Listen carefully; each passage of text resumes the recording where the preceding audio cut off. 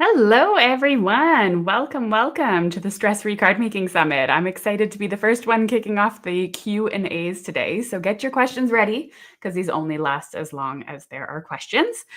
So we'll give everyone a minute to pop in. If you're watching the replay, just skip to like the 1.5 minute mark.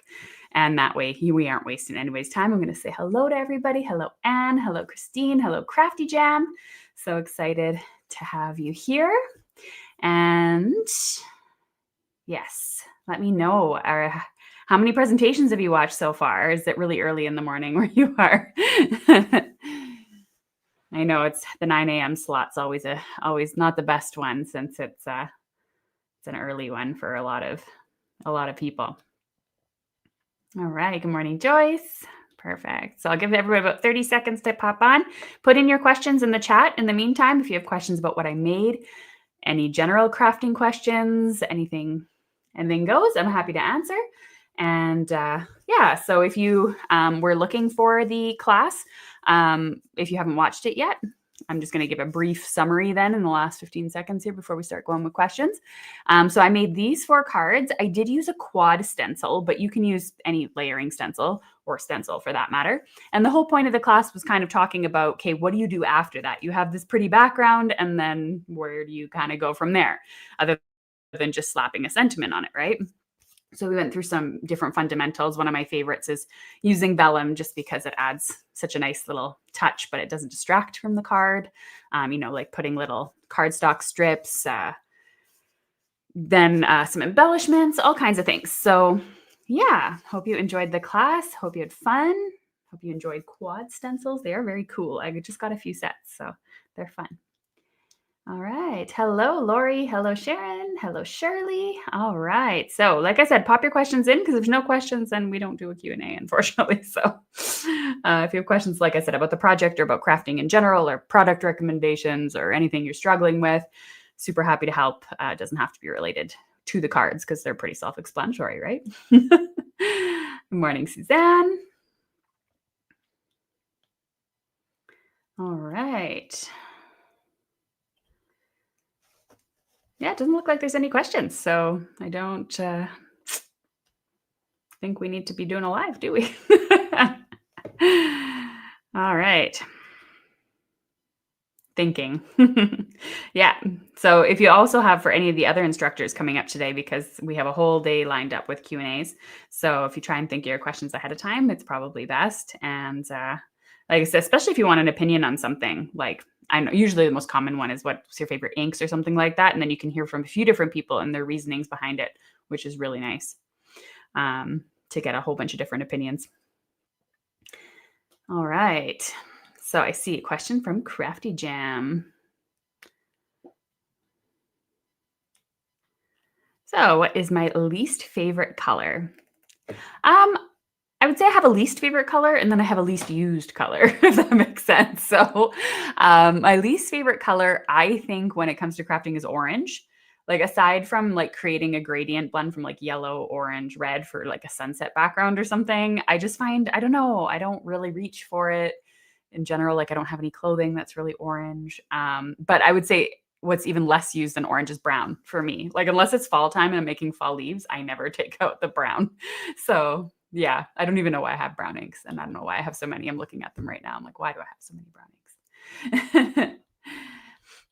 All right.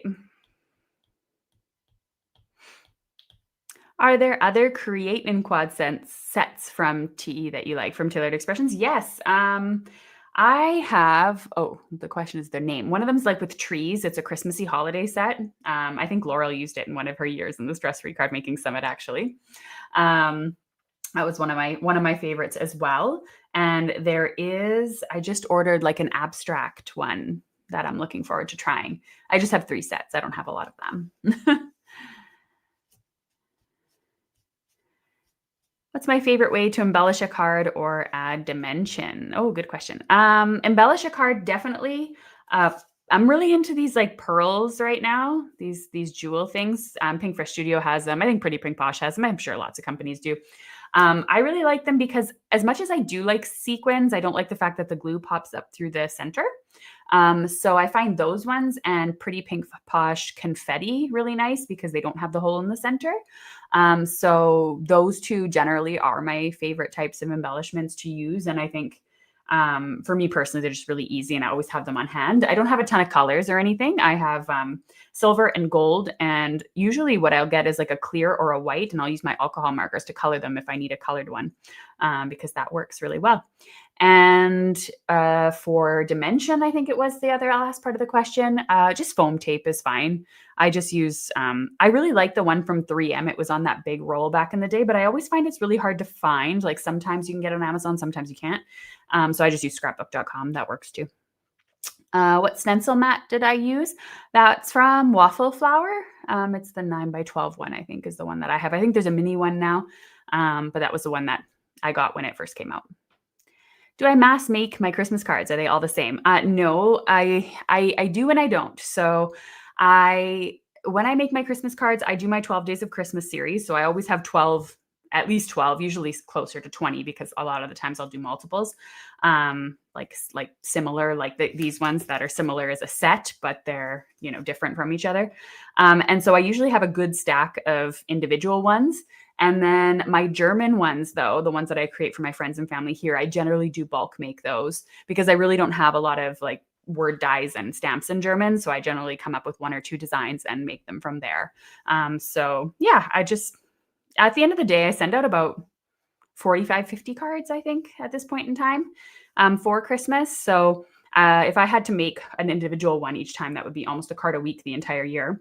So I do save myself a little bit of time with bulk card making.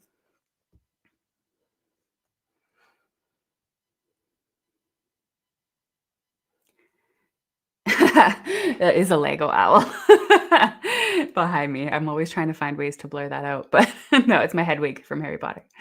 I always struggle writing greetings inside a card. I never know what to say. Do you have any suggestions?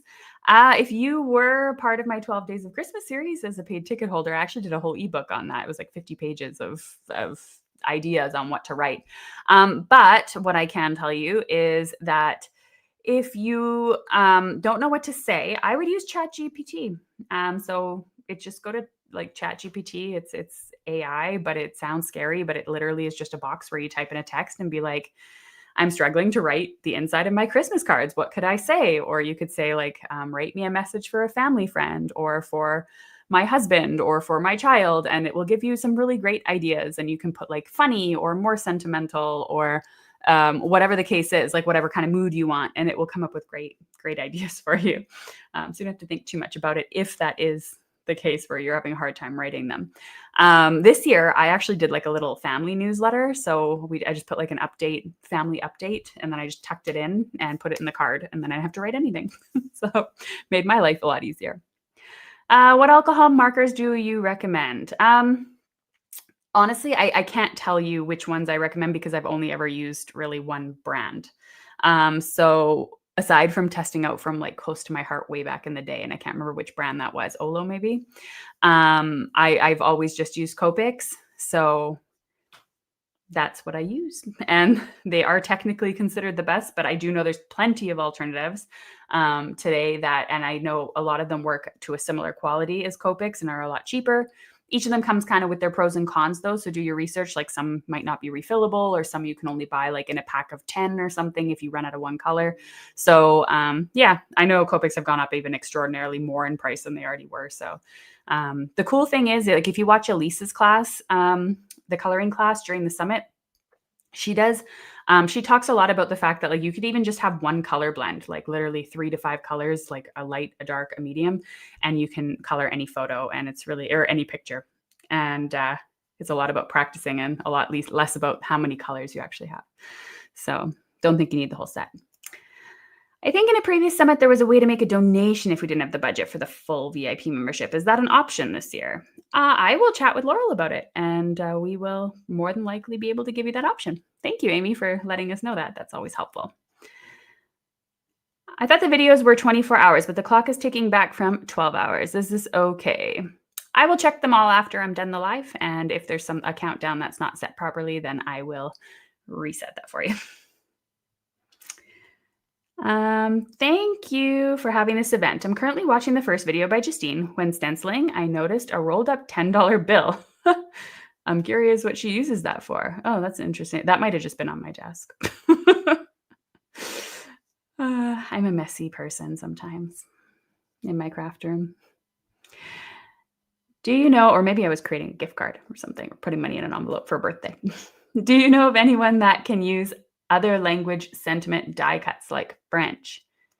Can use, or like where you can buy them? I'm assuming you mean where can you buy them? I think as far as getting them in the States, aside from Spanish, which I know Stampin' Up! Probably has, I'm not too sure where you would get them like directly in the United States. But if you were to maybe ask in our Facebook group, for example, like if you're looking for a specific language, like, hey, anyone from France, give me tips on where I can get French sentiments. I mean, they definitely exist all over Europe. German ones, not an issue. Alexander create a smile stamps. I know that off the top of my head, but other languages, I'm not too sure.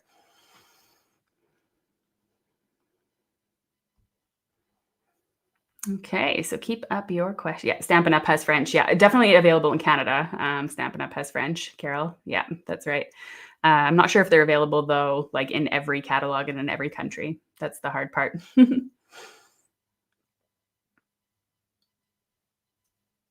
Okay.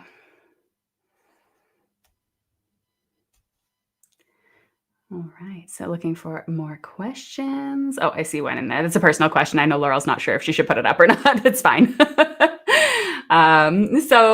Elaine's just asking me how I'm feeling and when the babies due. The babies due mid-December, and I am feeling generally fine. A little out of breath, but other than that, good to go.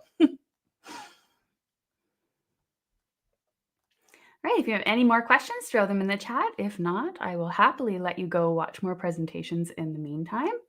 And I will see all paid ticket holders in 45 minutes for a live class. So I'm looking forward to crafting with you. And if you haven't got your paid ticket yet, you do have a time to upgrade to that. If you want to come to the live class, I'm teaching one today, tomorrow, and Sunday, so we can craft together and have some fun.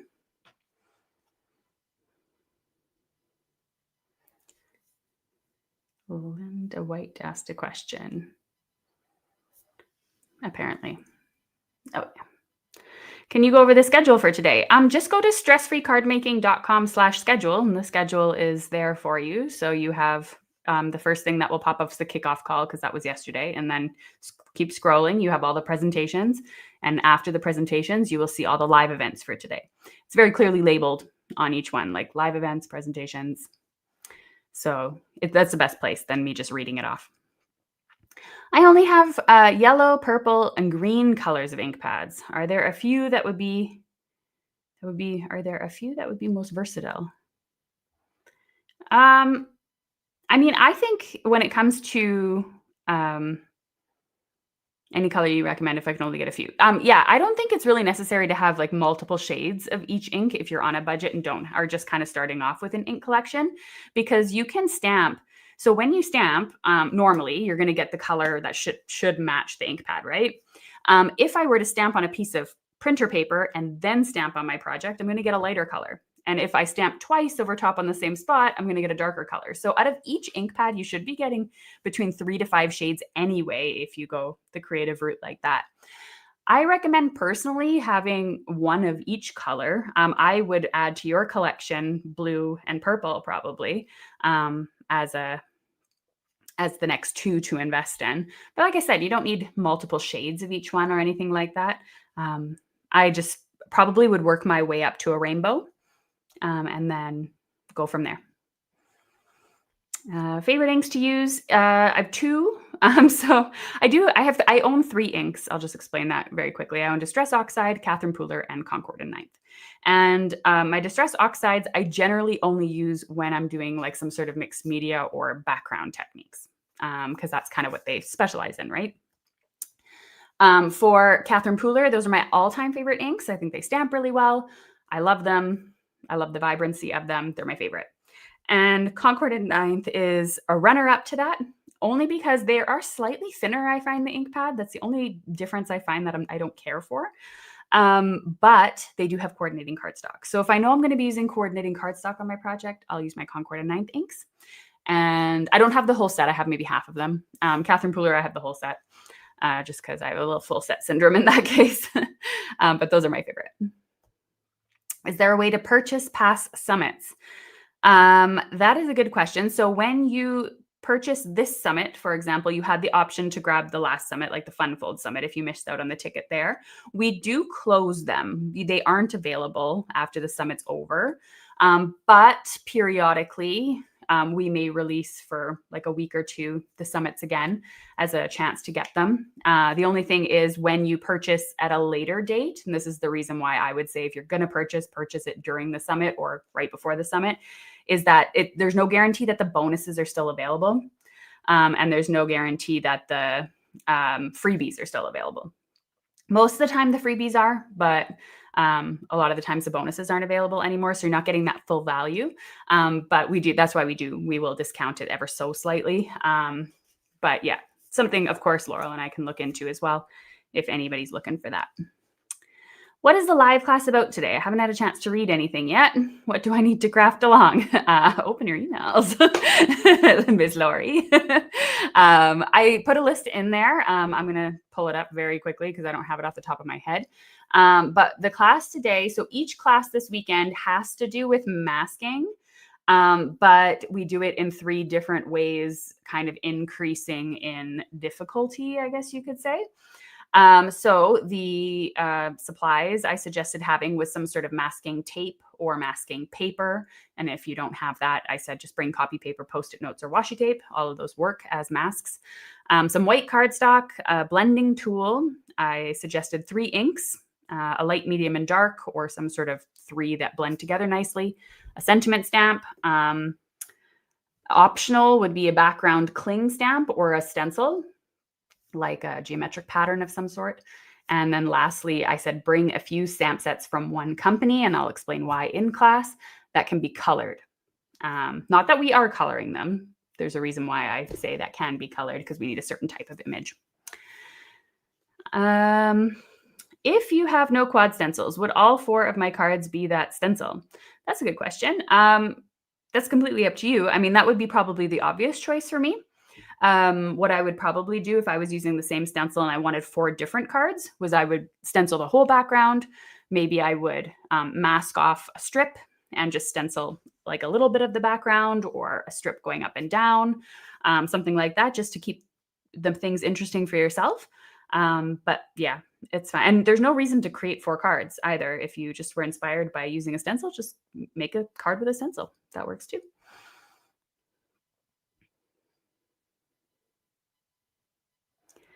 All right.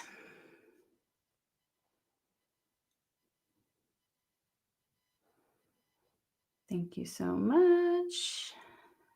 Carol, is it the link to my freebie that's not working? Shouldn't give an error message. What I would suggest doing is just try a different browser. Might be your browser. That might be the issue. It is working as far as I know. All right. Well, I think that's all the questions, Laurel. Is that it? She's nodding. Okay, perfect. Well, thanks for coming to hang out with me for a few minutes.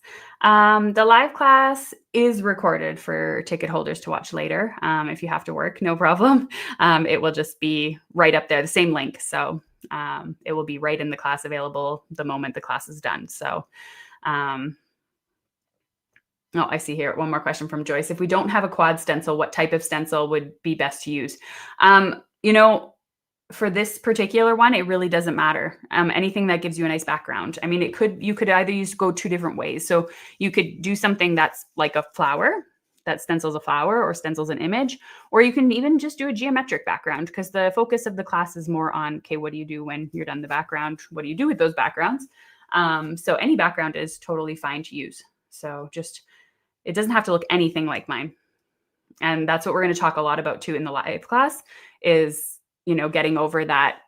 I want to have exactly what you have. How do I go about using my stash and still be kind of, satisfied at the end of the process? So, all right. Thank you so much. I will see you all at 10.